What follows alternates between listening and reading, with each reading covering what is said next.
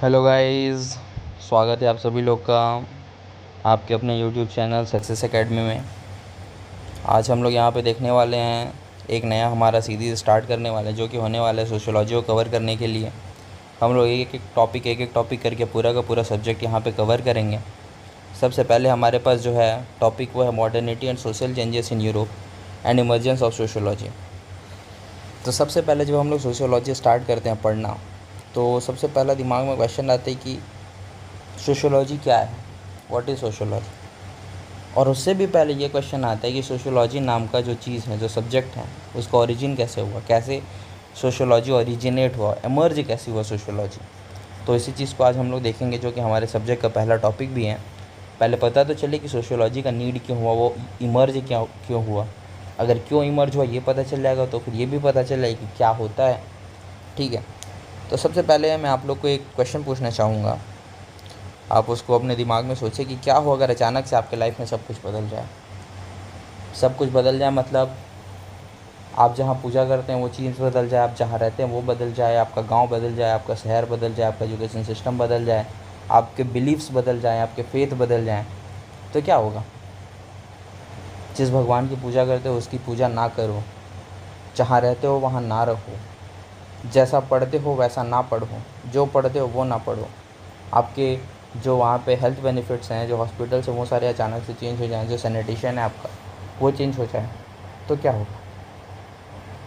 आपके दिमाग में बहुत सारे क्वेश्चंस आएंगे कि ये सब ऐसा क्यों हो रहा है, क्या ये सही है या गलत है, ऐसा होना चाहिए या नहीं होना चाहिए। और यही सारी चीज़ें जब हुई सोसाइटी में 18th और 19th सेंचुरी में यूरोप में, और तो यही सारी क्वेश्चन जो आपके दिमाग में अभी आ रहे हैं, यही सारे क्वेश्चंस का आंसर करने के लिए एक नया यहाँ पे सब्जेक्ट इमर्ज होता है जिसको हम लोग बोलते हैं सोशियोलॉजी। ठीक है, तो हमारा पहला टॉपिक है modernity and social changes in Europe and emergence of sociology. Sociology emerge in 19th century in Europe. 19th century में कहाँ इमर्ज हुआ था, यूरोप में इमर्ज हुआ था as a response to rapid social changes brought by modernity. जैसे मैंने आपको अभी समझाया था, एग्जांपल दिया था कि अचानक से सब कुछ चेंज हो गया तो क्या होगा। तो भैया रैपिड सोशल चेंजेस हुआ था वहाँ पे, है ना। किस वजह से, मॉडर्निटी की वजह से। मॉडर्निटी सोशल चेंजेस लेके आया था। It's sort to understand society scientifically. और ये क्या हुआ, ये सॉर्ट किया, ठीक है, ये समझने की कोशिश करा, किस चीज़ को, सोसाइटी को साइंटिफिकली समझने की कोशिश करा। ठीक है, अब ये एक रिस्पॉन्स के जैसे इमर्ज हुआ था। ठीक है, तो किस चीज़ का रिस्पॉन्स, सबसे पहले तो मॉडर्निटी की वजह से की सोशल चेंजेस आए होंगे, है ना, सोशल चेंजेस आए होंगे यूरोप में, है ना। उसके बाद उसमें से कुछ रिस्पॉन्स आया होगा। ठीक है, तो सबसे पहले देखते हैं हम लोग की सोशल चेंजेस क्या है। ठीक है, कि क्या क्या से कौन कौन से ऐसे सोशल चेंजेस थे जिसके रिस्पॉन्स के तौर पर सोशोलॉजी का इमर्जेंस हुआ। ठीक है, तो सबसे पहला था हमारे पास इंडस्ट्रियलाइजेशन। अब इंडस्ट्रियलाइजेशन में rise of factories and machine production. जैसे कि पहले जानते हैं कि जो प्रोडक्शन था पुराने ज़माने में, या अभी भी गांव में अगर आप जाएंगे गांव वाले एरिया में, इंडिया में हमारे, ये तो हम लोग यूरोप की बात कर रहे हैं, इंडिया में अगर हम लोग जाएंगे गांव एरिया में, तो अभी भी जो प्रोडक्शन होता है वो हाउस होल्ड के बेसिस पे होता है। ठीक है, एक घर के तरीके से होता है कि एक घर में पर्टिकुलरली, जैसे कि अभी भी हमारे टेक्सटाइल इंडस्ट्री जो है, या हैंडक्राफ्ट का जो इंडस्ट्री है, या पॉटरी का जो है, जो क्या बोलना चाहिए उसको, टेराकोटा पॉटरीज़ बनाते हैं, मिट्टी के बर्तन, दिया, ये सब बनाती है, ये हाउस होल्ड प्रोडक्शन है। ऐसा प्रोडक्शन पहले होता था, तो वो सारे अचानक से कहाँ शिफ्ट हो गए, फैक्ट्रीज़ में शिफ्ट हो गए और मशीन प्रोडक्शन में शिफ्ट हो गए। दूसरा चेंज आया, shift from agrarian to industrial economy. पहले सब लोग एग्रीकल्चर पे डिपेंडेंट थे, अभी सब लोग इंडस्ट्रीज़ पे डिपेंड हो गए। Creation of new social classes, bourgeoisie and proletariat. नए सोशल क्लासेस जैसे कि बुर्जुआजी और प्रोलेटेरियत क्रिएट हो गए। पहले लैंड ऑनर्स थे, लैंड लॉर्ड्स थे, और जो पीजेंट्स थे जो वहाँ पे खेत में काम करते थे वो थे। अब नए यहाँ पे सोशल क्लासेस का इमर्जेंस हुआ, जिसमें से थे बुर्जुआजी। बुर्जुआजी वो होते हैं जो कि मोड ऑफ प्रोडक्शन जो होता है ना हमारे पास, मोड ऑफ प्रोडक्शन उसको कंट्रोल करते हैं। और प्रोलेटेरियत वो होते हैं जो हमारे पास लेबर प्रोवाइड करते हैं। ठीक है, ये हमको लेबर प्रोवाइड करते हैं, और बुर्जुआजी हमको मोड ऑफ प्रोडक्शन प्रोवाइड करते हैं। ये नए सोशल क्लासेस इमर्ज हुए। दूसरे नंबर पे हम लोग आके देखें तो सेकंड नंबर पे टॉपिक आता है अर्बनाइजेशन। अर्बनाइजेशन है रूरल टू अर्बन माइग्रेशन। पहले गांव में रहते थे, है ना, वहाँ से उनका माइग्रेशन हो गया अर्बन प्लेसेस में, सिटीज़ में उनका माइग्रेशन हो गया। Growth of cities and slums. अब सब के सब अचानक से सिटीज़ की तरफ, अर्बन एरिया जहाँ इंडस्ट्री सेटअप है वहाँ जाएंगे, तो वहाँ पे सिटीज़ जो है वो ग्रो करेगा, है ना, ऐसे सिटीज़ ग्रो करेगा। और जो वहाँ पे स्लम्स हैं, अब सबके पास तो पैसा हो नहीं सकता सिटी में रहने के लिए, वहाँ पे हाउसिंग और ये सारी फैसिलिटीज़ को अफोर्ड करने के लिए, तो वो क्या करेंगे, वो रहेंगे स्लम्स में, तो स्लम्स भी एक्सपेंड हुए। उसके बाद आता है हमारे पास ओवर क्राउडिंग, सैनिटेशन और हाउसिंग प्रॉब्लम्स। हाउसिंग प्रॉब्लम्स तो होगी ही, अब पूरा का पूरा जो रूरल पॉपुलेशन था वो जाके अर्बन में शिफ्ट हो रहा है, या फिर एक मैक्सिमम अमाउंट वहाँ पे शिफ्ट हो रहे हैं बहुत सारे लोग। तो अचानक से तो इतने सारे फैसिलिटीज़ वहाँ पे डेवलप नहीं होंगे, सैनिटेशन भी नहीं होगा, अनहाइजीनिक रूप से रहेंगे यहाँ पे स्लम्स में। उसके बाद हाउसिंग प्रॉब्लम्स, अब घर तो सबके लिए इतना जल्दी बन नहीं सकता ना, तो हाउसिंग प्रॉब्लम्स भी, और सबके पास इतना पैसा भी नहीं है कि वो अपना घर अफोर्ड कर सकें उतना अच्छा, ठीक है। थर्ड नंबर में आता है सोशल चेंज एंड डिसऑर्गेनाइजेशन। जो सोशल चेंज और डिसऑर्गेनाइजेशन हुआ, बहुत सारे जो ट्रेडिशनल कम्युनिटीज़ थे उनका डिक्लाइन हम लोग देखते हैं। Break down of customs, norms and religious authorities, जो कस्टम्स हैं और नॉर्म्स और रिलीजियस अथॉरिटीज़ हैं उनका ब्रेक डाउन, की बहुत सारे पुराने कस्टम्स अब नहीं मान रहे हैं लोग, जो नॉर्म्स हैं उनको फॉलो नहीं किया जा रहा है। जो रिलीजियस अथॉरिटी था, पहले चर्च पे माना जाता था, अब उसकी उतनी ज़्यादा अहमियत नहीं है ना, ये सारी चीज़ें। रैशनलाइजेशन एंड ब्यूरोक्रेटाइजेशन, अब रैशनलाइजेशन मतलब तार्किक तरीके से सोचा जा रहा है कि क्या ये रीज़न देता है, सही चीज़ है, क्या ये रेशनल थाट है। और ब्यूरोक्रेटाइजेशन भी हुआ, ग्रोथ ऑफ एडमिनिस्ट्रेटिव सिस्टम, बहुत सारे एडमिनिस्ट्रेटिव सिस्टम्स का ग्रोथ हुआ है। सबसे ऊपर में सीईओ रहेगा, उसके अंडर में मैनेजर्स रहेंगे, उसके अंडर में assistant managers, human resource department, ऐसे सारे बहुत सारे डिपार्टमेंट्स। ब्यूरोक्रेटाइजेशन और एडमिनिस्ट्रेटिव सिस्टम का इवोल्यूशन हुआ। पहले अब घर में जब प्रोडक्शन होता था, सारे फैमिली मेम्बर्स मिलकर सारे डिसीजंस लेते थे, सब लोग मिलकर आपस में सारा प्रोडक्शन और फैक्टर्स ऑफ प्रोडक्शन को मैनेज करते थे। लेकिन अभी नहीं है, अब सेल्स डिपार्टमेंट को अलग से मैनेज किया जाएगा, रॉ मटेरियल्स को अलग से मैनेज किए जाएंगे, है ना, और जो मैन्युफैक्चरिंग और प्रोडक्शन है उसको अलग से मैनेज किया जाएगा। इस तरीके के एडमिनिस्ट्रेटिव सिस्टम्स इवॉल्व हुए। Rule based, impersonal and hierarchical organisations, अब क्या हुआ, रूल बेस्ड, अब जैसा रूल है जैसा नियम है उस हिसाब से होगा काम। इम्पर्सनल, अब पर्सनल नहीं रहा। पहले जब घर में प्रोडक्शन होता था, अपने हाउस होल्ड में प्रोडक्शन होता था, तो सब लोग मिलकर डिसीज़न लेते थे, पर्सनल वैल्यूज़, पर्सनल मोरल्स भी होते थे। अब वो सारी चीज़ें नहीं हैं। हायरार्किकल ऑर्गेनाइजेशन, सबसे ऊपर में पहले रहेगा सीईओ रहेगा, उसके अंदर मैनेजर्स रहेंगे। अगर यहाँ पे हम लोग इंडिया के कॉन्टेक्स्ट में बात करें तो सबसे पहले डीएम रहता है, उसके नीचे में एसडीएम रहता है। अगर हम लोग एक डिस्ट्रिक्ट में बात कर रहे हैं तो एसडीएम के नीचे में हमारे पास तहसीलदार रहता है, तहसीलदार के नीचे में नायब तहसीलदार रहता है। इस तरीके का हायरार्किकल सिस्टम डेवलप हुआ ऑर्गेनाइजेशंस में। उसके बाद emphasis on efficiency and control, ठीक है, और emphasis on efficiency and control, जो हमारे पास एम्फेसिस था, जो हम ध्यान देते थे वो एफिशिएंसी और कंट्रोल पे ध्यान देने लगे। कैसे हम लोग एफिशिएंसी को बढ़ा सकते हैं मैन्युफैक्चरिंग का या इंडस्ट्रीज़ का, कैसे मोर इफेक्टिव उसको बना सकते हैं, और जो कंट्रोल है उस पर, ठीक है, कि कैसे उसको ज़्यादा अच्छे तरीके से कंट्रोल कर सकते हैं, कैसे हायर अथॉरिटीज़ के पास हम लोग ज़्यादा पावर और जो नीचे के हमारे पास एम्प्लॉयज़ उनके पास कम पावर दे के कंट्रोल को मैनेज कर सकते हैं। फिफ्थ नंबर में जो हमारे पास आता है वो है सेक्युलराइजेशन एंड इंडिविजुअलिज्म। तो सेक्युलराइजेशन और इंडिविजुअलिज्म की अगर हम लोग बात करें तो सेक्युलराइजेशन और इंडिविजुअलिज्म में क्या है, डिक्लाइन ऑफ चर्च इन्फ्लुएंस, ठीक है। सेक्युलराइजेशन का मतलब सीधा मतलब है सेक्युलर, ठीक है। सेक्युलर मतलब कि अब धर्म की उतनी ज़्यादा अहमियत नहीं रह गई है, ठीक है। डिक्लाइन ऑफ चर्च इन्फ्लुएंस, की चर्च का जो इन्फ्लुएंस है वो धीरे धीरे डिक्लाइन हुआ। राइज ऑफ साइंस, जो साइंस है वो धीरे धीरे राइज़ कर रहा है हमारे पास, रीज़न भी हमारे पास राइज़ कर रहा है।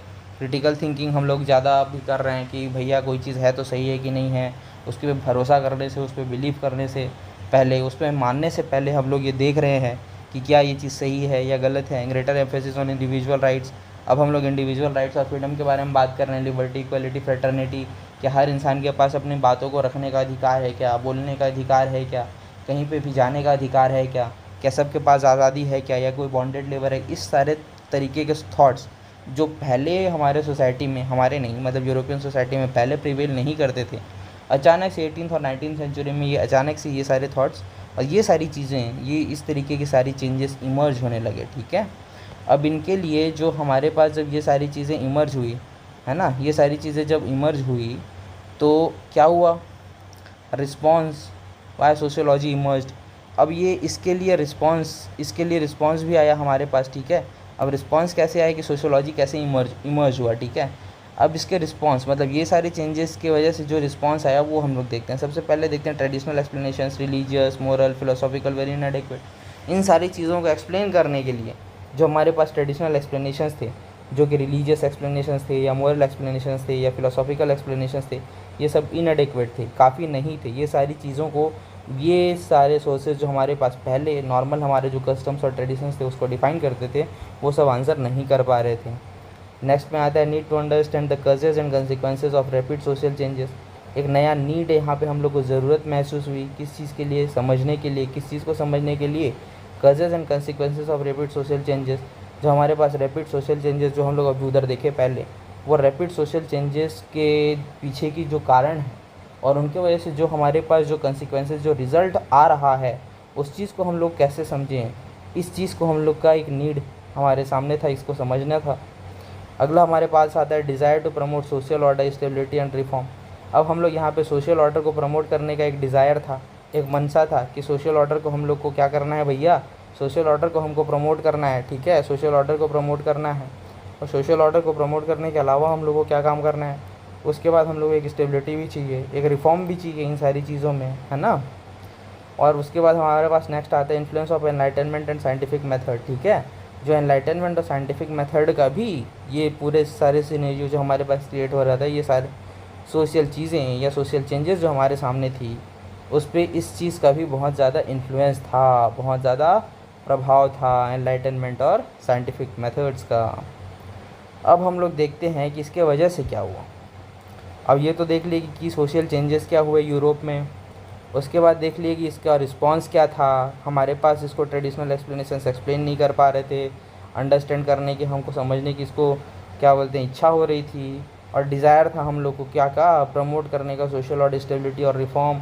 और इसमें एनलाइटनमेंट और साइंटिफिक मेथड का भी बहुत ज़्यादा इन्फ्लुएंस था। इसी वजह से क्या हुआ, सोशियोलॉजी जो है वो इमर्ज हुआ, emergence of sociology. Sociology a new science to study society systematically and scientifically. ये जो सोसाइटी हमारे पास, नया सोसाइटी था, नया सोसाइटी बना जिसमें ये सारे सोशल चेंजेस आ रहे थे, इसको समझने के लिए एक नया हमारे पास ब्रांच आता है, एक नया साइंस टू स्टडी सोसाइटी, जो हमारे पास जो नया समाज विकसित हुआ है, इसको पढ़ने के लिए, इसको समझने के लिए, एक सिस्टमेटिक और साइंटिफिक तरीके से समझने के लिए, पढ़ने के लिए एक नया डिसिप्लिन का जन्म होता है जिसका नाम है सोशियोलॉजी। अब इसका रिज़ल्ट क्या था, वही sociology emerge as a distinct field in 19th century. Sociology जो है ये एक डिस्टिंक्ट फील्ड के जैसे एक नए क्या बोलते हैं हमारे पास सब्जेक्ट के रूप में सामने आया, है ना, विकसित होकर इमर्ज होकर सामने आता है एक नया सब्जेक्ट हमारे पास 19th सेंचुरी में, इन सारी चीज़ों को एक्सप्लेन करने के लिए। It aimed to scientifically study society, social institutions and social change. इसका एम क्या था, इसका लक्ष्य क्या था, ये एम करता है साइंटिफिकली स्टडी करेंगे, है ना, साइंटिफिक मेथड्स का यूज़ करके स्टडी करेंगे। किस चीज़ को स्टडी करेंगे, तो सोसाइटी को, समाज को स्टडी करेंगे, जो यहाँ पे सोशल इंस्टीट्यूशंस हो, जो सामाजिक हमारे पास इंस्टीट्यूशंस हो, उनको स्टडी करेंगे। और जो सोशल चेंजेस पहले और अब के बीच में जो चेंजेस है उसको भी हम लोग स्टडी करेंगे। It continues to help us understand the complexities of modern life. और ये जो चीज़ें हैं ये कंटिन्यू करता है, क्या कंटिन्यू करता है, sociology help us to understand the complexities of modern life. आज का जो हमारा आधुनिक जीवन है उसमें जो बहुत सारे कॉम्प्लेक्सिटीज़ आ गए हैं उसको समझने के लिए हमको मदद करता है। अब फाउंडिंग थिंकर्स ऑफ सोशियोलॉजी देखते हैं कि कौन कौन से फाउंडिंग थिंकर्स थे। तो आगे चल के हम लोग देखेंगे बहुत सारे थिंकर्स के बारे में पढ़ेंगे, जैसे कि हमारे पास मैक्स वेबर के बारे में भी पढ़ेंगे हम लोग, और भी बहुत सारे न्यूमरस थिंकर्स के बारे में पढ़ेंगे, ठीक है। हम लोग फ्रेंच रिवॉल्यूशन के भी थिंकर्स के बारे में पढ़ेंगे, लेकिन अभी यहाँ पे जो फाउंडिंग थिंकर्स माना जाता है सोशियोलॉजी का उसको एक बार देख लेते हैं। जैसे हमारे पास 3 थिंकर्स हैं, पहले तो अगस्त कॉम्ट है, दूसरा कार्ल मार्क्स है और एमाइल डर्कहाइम। इन तीनों का कंट्रीब्यूशन सबसे ज़्यादा माना जाता है। अगस्त कॉम्ट को अगर हम लोग पहले देखें तो ये सब तो टाइमलाइन है, ये आप लोग देख सकते हैं, ये 1798 से लेके 1857 तक थे। अगस्त कॉम्ट बोलते हैं इनको फादर ऑफ सोशियोलॉजी माना जाता है, मतलब सोशियोलॉजी समाज शास्त्र का जनक माना जाता है, ठीक है। किनको माना जाता है, अगस्त कॉम्ट। तो आप इनको देख सकते हैं, अगस्त कॉम्ट ये हैं हमारे पास अगस्त कॉम्ट, और इनको फादर ऑफ सोशियोलॉजी माना जाता है। और यही वो इंसान थे जिन्होंने सोशियोलॉजी टर्म को कॉइन किया था। सबसे पहले जो सोशियोलॉजी टर्म है ना उसको सबसे पहले अगस्त कॉम्ट ने ही कॉइन किया था। इन्होंने ही सबसे पहले इस टर्म का उपयोग किया था, यूज़ किया था। अगला हमारे पास जो है वो है इनका point, advocated positivism study society like natural sciences. ये पॉजिटिविज़म को एडवोकेट करते थे। पॉजिटिविज़म के को मानते थे। और पॉजिटिविज़म क्या है, कुछ ज़्यादा बड़ा थॉट नहीं है, लेकिन अभी के लिए आप मान के चलिए कि पॉजिटिविज़म साइंटिफिक मेथड्स का एनालाइज करता है, ठीक है। जैसे जो मटेरियल साइंस में हम लोग मेथड्स यूज़ करते हैं ना, सिस्टम को एनालिसिस करने के लिए, चीज़ों के बारे में जानने के लिए, वैसे ही साइंटिफिक मेथड सोसाइटी को स्टडी करने के लिए भी यूज़ करता है। और इसी चीज़ को हम लोग पॉजिटिविज़म बोलते हैं। पॉजिटिविज़म में साइंटिफिक मेथड, साइंटिफिक अप्रोच, बस ये चीज़ याद रखना। पॉजिटिविज़म मतलब साइंटिफिक अप्रोच। दूसरा हमारे पास आते हैं कार्ल मार्क्स। तो कार्ल मार्क्स के बारे में तो आप सभी जानते ही होंगे कि कार्ल मार्क्स बहुत बड़े थिंकर थे। ये इकोनॉमिक्स में इनका बहुत बड़ा रोल था, लेकिन उनके साथ साथ इनका सोसाइटी में भी रोल था। सोसाइटी में अपना रोल इस्टेब्लिश करते करते ये इकोनॉमिक्स में घुस जाते हैं, ठीक है। तो कार्ल मार्क्स जो हैं 1818 से 1883 तक थे ये इंसान। और Karl Marx focus on class struggle, जो हम लोग अभी पहले देखें ना, प्रोलेटेरियत और बुर्जुआजी। बुर्जुआजी वो होते थे जो mode of factor of production को कंट्रोल करते थे, कि उनके हिस्से में फैक्ट्रीज थी, वो मालिक थे। और दूसरे प्रोलेटेरियत है ना, जो कि क्या करते थे, प्रोलेटेरियत जो थे वो हमारे पास जो मोड ऑफ प्रोडक्शन को कंट्रोल नहीं करते थे, लेबर प्रोवाइड करते थे, ठीक है, उनको प्रोलेटेरियत बोला जाता था। तो इस चीज़ के ऊपर में जो क्लास स्ट्रगल, कि अमीर और गरीब के बीच में जो स्ट्रगल है, दोनों क्लास के बीच में, उस पर फोकस था इनका। हिस्टोरिकल मटीरियलिज्म, कि पहले जो ज़मींदार थे अभी ही जाके वो बुर्जुआजी बने, पहले जिनके पास बहुत ज़्यादा ज़मीन था अभी उनके पास बड़े बड़े फैक्ट्रीज़ हैं। इस चीज़ पे जो हिस्टोरिकल मटीरियलिज्म, इन पे इनकी स्टडी है। And society saved by economic forces. और जो सोसाइटी है वो इनका ये मानना था, जो सोसाइटी है वो सेव्ड बाय इकोनॉमिक फोर्सेस। जो हमारा समाज है वो इकोनॉमिक फोर्सेस द्वारा शेप किया जाता है, इकोनॉमिक फोर्सेस द्वारा इसको क्या बोलते हैं, बनाया जाता है। ये इनका थॉट था, ठीक है। अब उसके बाद हमारे पास अगले जो आते हैं साहब, हमारे पास जो अगले थिंकर हैं वो एमाइल डर्कहाइम। ये भी बहुत बड़ा इनका कंट्रीब्यूशन था। अभी यहाँ पे कुछ छोटे पॉइंट्स हैं उनके, हम लोग पहले देखते हैं। आगे चल के हम लोग देखेंगे कि यही वो इंसान थे जो सोशियोलॉजी में बहुत डीप अपना काम किए हैं। इन्होंने सोसाइटी के ऊपर भी बहुत ज़्यादा स्टडी किया है, उनके पैटर्न्स के ऊपर। सोसाइटी एज अ रियलिटी सुई जेनरिस, इट्स ओन रियलिटी। मतलब सोसाइटी एज अ सुई जेनरिस, मतलब सोसाइटी का खुद का ही रियलिटी है, समाज का अपना खुद का ही रियलिटी है, वो किसी के द्वारा शेप नहीं किया जाता, ये इनका कहना है। Social facts have individuals. और जो सोशल फैक्ट्स है ना, अभी क्या है कि इंडिविजुअल सोसाइटी को कंस्टिट्यूट करते हैं, ये एक थॉट है ना। लेकिन इनका थॉट है कि सोशल फैक्ट सेप इंडिविजुअल, जो इंडिविजुअल्स के एक्शंस है ना उसको सोसाइटी इन्फ्लुएंस करता है, ये इनका थॉट है माइल डर्कहाइम का। एम्फेसिस ऑन सोशल सॉलिडारिटी, ठीक है, इनका एम्फेसिस क्या है, सोशल सॉलिडारिटी पे एम्फेसिस है, ठीक है। अब सोशल सॉलिडारिटी क्या होता है ये हम लोग आगे चल के अच्छे से समझेंगे, ठीक है। तो ये इनका ध्यान सोशल सॉलिडारिटी पे था, कि इंडिविजुअल के ऊपर ये मानते थे कि इंडिविजुअल जिस भी कंडीशन में, जिस भी स्थिति में है, या जो भी उसके थॉट्स हैं, वो उसके जो सोसाइटी है जहाँ पे वो रहता है उससे इन्फ्लुएंस्ड है ना। अब अगर हम लोग फ्लो देखें, फ्लो ऑफ डेवलपमेंट, तो सबसे पहले modernity in Europe 18 to 19 century modernity आया। अब मॉडर्निटी की वजह से क्या आया, रैपिड सोशल चेंजेस, बहुत ज़्यादा हमारे पास सोशल चेंजेस हुए। अब सोशल चेंजेस की वजह से क्या हुआ, आया need to understand the society scientifically. अब सोशल चेंजेस किसी को समझ में आ नहीं रहे थे कि भैया इतनी सारी चीज़ें अचानक से चेंज हो गई, हम जो रह रहे हैं वो चेंज हो गया, हम जैसे खा रहे हैं वो चेंज हो गया, जहाँ जा रहे थे वो चेंज हो गया, जैसे पैसा कमा रहे थे वो चेंज हो गया। सारे के सारे हमारा जो सोसाइटी, हमारे आसपास का समाज है वो तो पूरा का पूरा चेंज हो रहा है। हमारे सैनिटेशन के फैसिलिटीज़, हमारी अर्निंग्स, हमारा लिविंग स्टैंडर्ड्स, हम जो मटेरियल्स कंज्यूम कर रहे हैं वो सब चीज़।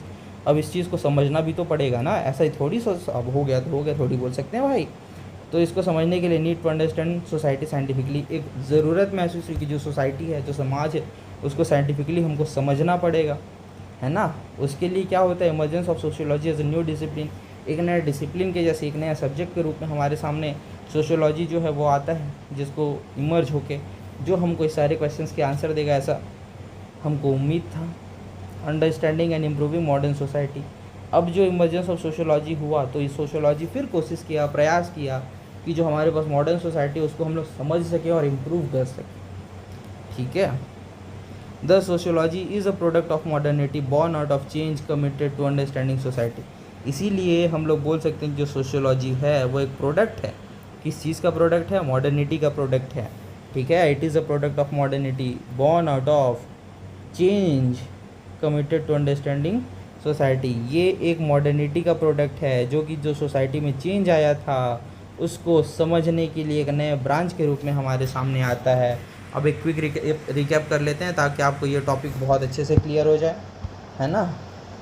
तो इसको क्विक रिकैप कर लेते हैं और इस टॉपिक में जितने भी इंपॉर्टेंट हमारे पास फैक्ट्स हैं उसको देख लेते हैं, एक बार रिवीजन कर लेते हैं, ठीक है। Modernity and social changes in Europe. तो सबसे पहले एंड इमर्जेंस ऑफ सोशियोलॉजी, कैसे मॉडर्निटी जो है जो सोशल चेंजेस हैं यूरोप में, जो इमर्जेंस ऑफ सोशियोलॉजी कैसे कंट्रीब्यूट किया, ये हमने देखा। 19th सेंचुरी की बात हो रही है, यूरोप की बात हो रही है, हम लोग देखा। सोशियोलॉजी एक रिस्पॉन्स की तरह डेवलप हुआ था, ये हम लोग देखा। साइंटिफिकली सोसाइटी को स्टडी करने का अप्रोच है, ये भी हमने देखा।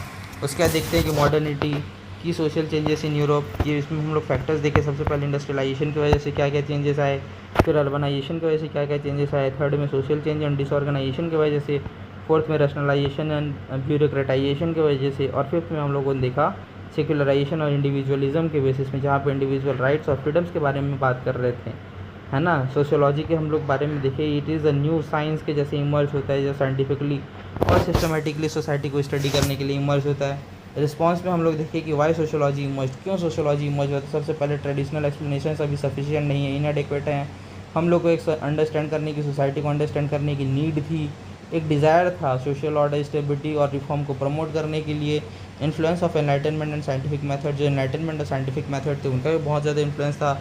उसके बाद हम लोगों ने देखा अगस्ट कॉम्ट, कार्ल मार्क्स और एमाइल डर्कहाइम के बारे में, जो कि हमारे पास फाउंडिंग थिंकर्स थे सोशियोलॉजी के लिए। इसमें सबसे ज़्यादा इंपॉर्टेंट ये है हमारे पास सोशियोलॉजी टर्म कौन कॉइन किया था, तो अगस्ट कॉम्ट कॉइन किए थे। सोशियोलॉजी के फादर कौन है, जनक कौन है, पिता कौन है, तो हमारे पास अगस्ट कॉम्ट है, और ये पॉजिटिविज्म को एडवोकेट करते थे। उसके बाद हम लोग रिजल्ट देखिए कि सोशियोलॉजी इमर्ज होने के बाद क्या क्या उसका रिजल्ट था सोशियोलॉजी का। तो sociology emerge as a distinct field in the 19th century. Sociology एक डिस्टिंक्ट फील्ड के जैसे 19th सेंचुरी में इमर्ज हुआ, ये हम लोग देखें। साइंटिफिकली स्टडी करने की बात की गई थी सोशल इंस्टीट्यूशन, सोसाइटी और सोशल चेंज को। It continues to help us understand the complexities of modern life, जो मॉडर्न लाइफ की कॉम्प्लेक्सिटीज़ है उसको समझने के लिए हेल्प करता है। फ्लो ऑफ डेवलपमेंट की, कैसे डेवलपमेंट हुआ। सबसे पहले तो मॉडर्निटी आए थे 18th और 19th सेंचुरी यूरोप में। उसके बाद रैपिड सोशल चेंजेस हुआ, सोसाइटी अचानक से चेंज हुआ। इस सब चीज़ को समझने के लिए सोसाइटी को साइंटिफिकली स्टडी करने की नीड हमारे पास सामने आई थी, जिसकी वजह से सोशियोलॉजी जो है वो एक नया डिसिप्लिन के जैसे इमर्ज हुआ था। और ये अंडरस्टैंडिंग और इम्प्रूविंग मॉडर्न सोसाइटी को समझने और उसको इम्प्रूव करने के लिए हमारे पास एक नए ब्रांच के जैसे काम करता है। अब उसके बाद हम लोग का फाइनल कंक्लूडिंग स्टेटमेंट ये था, दस sociology is the product of modernity. जो सोशियोलॉजी वो एक प्रोडक्ट है, ठीक है, एक प्रोडक्ट है किसका, मॉडर्निटी का। Born out of change, committed to understanding society, जो कि जो चेंज है committed to understanding society, society को समझने के लिए जो चेंज है उसके वजह से हमारा जो सोशियोलॉजी है वो इमर्ज हुआ था। ये हम लोग को फाइनल स्टेटमेंट, कंक्लूडिंग स्टेटमेंट हमको मिलता है। तो आगे के लेक्चर सीरीज़ में हम लोग ऐसी 1 by 1 ऐसी एक एक टॉपिक बाय टॉपिक कंप्लीट करेंगे, और हमारा टारगेट रहेगा कि हम लोग जो सोशियोलॉजी है उसको यूपीएससी ऑप्शनल या एमए के लिए आप सेमेस्टर एग्ज़ाम्स के लिए देख सकते हैं, या फिर आप गेट वेट के लिए भी इससे बहुत ज़्यादा इंस्पिरेशन ले सकते हैं। अगर किसी को ये नहीं समझ में आ रहा है कि सब्जेक्ट कैसे स्टार्ट करना है या कैसे उसको कंडेंस करना है, या फिर किसी को क्विक रिविज़न चाहिए, तो उसके लिए बहुत अच्छा मटेरियल है, ठीक है। और मैं आपको गारंटी देता हूँ ये स्लाइड्स के माध्यम से, इस इन्फोग्राफिक के द्वारा जब आप इन लेक्चर्स को दोबारा, अगर आपको स्पीड स्लो लगता है तो आप 1.5x स्पीड में भी देख सकते हैं। जब दोबारा इस लेक्चर को देखेंगे ना, आपको दूसरे किसी सोर्स पे डिपेंड करने की, रिलाई करने की कोई ज़रूरत नहीं होगी। आप बहुत अच्छे इस चीज़ों को समझ जाएंगे। बस इस लेक्चर को बार बार देखिए और रिवाइज़ कीजिए, ठीक है। मिलते हैं नेक्स्ट टॉपिक में।